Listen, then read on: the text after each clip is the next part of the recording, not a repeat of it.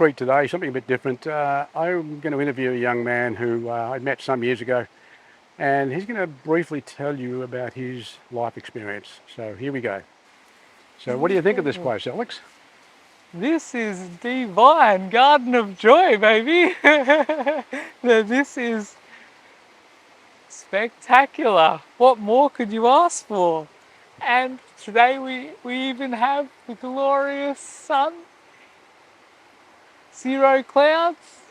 So Alex, give me a bit of a very brief history. Tell us about your accident, just briefly, what happened, and then your journey, sort of a very condensed version of your journey. Okay, well, younger, fortunately raised outdoors, a lot of camping, a lot of out snorkeling, spearfishing, that sort of stuff, walking. I also was a menace, do lots of rebel A typical teenage teenager. stuff, and Yeah. I ended up having an accident on a dirt bike without a helmet, with no lights, with no license, pinion passenger on the back, and I was drunk. Look, like doing a lot of stuff wrong, you know? Yeah. You were being a typical teenager. You were 16, weren't you? Yeah.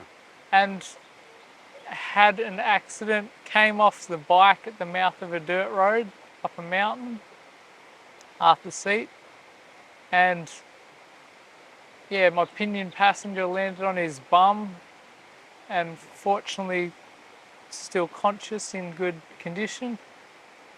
I landed on the left side of my head, doing all sorts of damage, fractures, you know, hitting third nerves, optical nerves, and eye socket and all that You sort were of stuff. pretty serious condition, weren't you?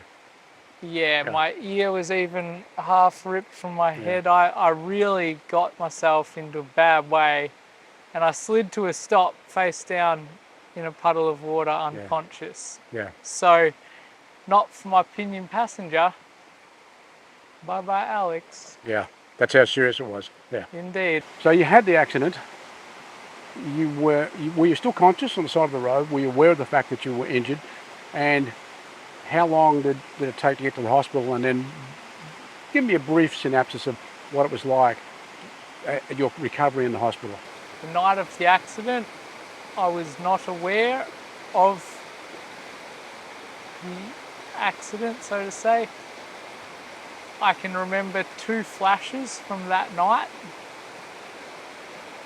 And you know, one was at mate's party where we left on the dirt bike. One was doing burnouts on a traffic island in Red Hill. You know, I do not actually remember the incident. And then airlifted to the hospital, and similar with the coma phase, I was in a coma for 8 days. Wow. And look, I do not remember any of that. So when you came out of the coma, were you aware of where you were or what was happening? No. I was in this state called PTA, post-traumatic amnesia, which is lights are on, nobody's home. And look, even after hospital, when I was in inpatient rehabilitation, I was still in PTA, post-traumatic amnesia. I was in a wheelchair being pushed around, and I did not even know that I was in a wheelchair, that I did not even know that I could not move. Jumping ahead a bit, so you then had to obviously go into rehabilitation. That took a long time, didn't it? And you found it pretty hard at first, correct? Well, I exerted a lot of effort. Because of my age and my fitness, it honestly came very quick. My recovery, very quick. Yeah, but when you say pretty quick, what are we talking about? Months? Yeah. Yeah, okay, yeah. But the thing is, even to this very day, which is now how many years later? What, 16 years later? 17 years later? You've still got unfortunate, situations with certain parts of your limbs. I noticed the other day your arm and your leg you still have some issues with. Yeah, in a lifelong orient, indeed.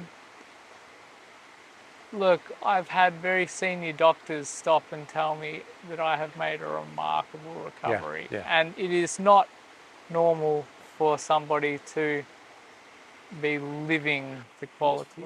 Notwithstanding you've gone through this very, very nasty accident, and you'll never know how it's transformed your life from what it would have been if you hadn't have had the accident. The reality is that you have been able to form a completely new and really wonderful life from it. Is that correct? Yes, having this experience with the motorbike, this has in turn accentuated, heightened my quality of life. Yeah. Through perspective alignment. So would I actually be honest? So hang on. So I sense in you, and now I've known you for some time, I doubt you would be the person you are now if you hadn't have had the accident. You're a very open-minded, a very curious person. I think you might not have looked at things in depth the way you do now if you hadn't have had the accident. Would that be correct? Very much so. Yeah. I concur. I have no idea what I would have been like. I most likely would have tailed down that menace Yeah. direction, much deeper, much harder. I have no idea what I would have been like, you know? No, I understand that. But what I'm saying, okay, let's forget about the past. Let's just say that, let's even forget about the accident. Your life now is one of wonder, one of experiencing new things. Actually, just in essence, you're enjoying life to the most, aren't you? One indeed. This is divine. Traveling the motorbike incident has, so to say, opened my eyes. It has shifted my perspective. So as a result, you're basically doing things that a lot of people don't do. You've travelled extensively. You've travelled to third world countries. You've travelled. There's so much of this country most people would never see in a lifetime. Yeah, you're really enjoying life, aren't you? This, since the motorbike incident, this has heightened my quality of life, indeed. Yeah. Through immense effort, saying so.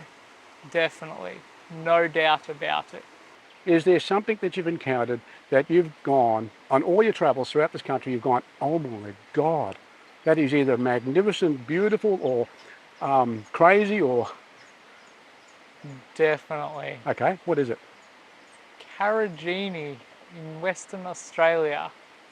From a distance, desert, closer, drop into a gorge with a rainforest and a natural spring waterfall. We are talking Avatar, people. This place. Avatar? Oh my God. This place. So you've seen the film Avatar? This place is phenomenal. Wow. Undescribable. So you're saying James Cameron should go there and set the next Avatar there? No doubt. Definitely. Look, the swimming holes, the growth, the rainforest. This is hard to describe. You're literally in a canyon with a waterfall at one end, rainforest and swimming pools. This is delightful environment. Well, look, I'm going to tidy this up at the moment because we need to get on and do other things, but and we're going to revisit this. So from time to time, if it's okay with you, we might have a bit of a little chat and see how you're going. So Alex, thank you very much. My pleasure, thank you. Till next time, bye everyone.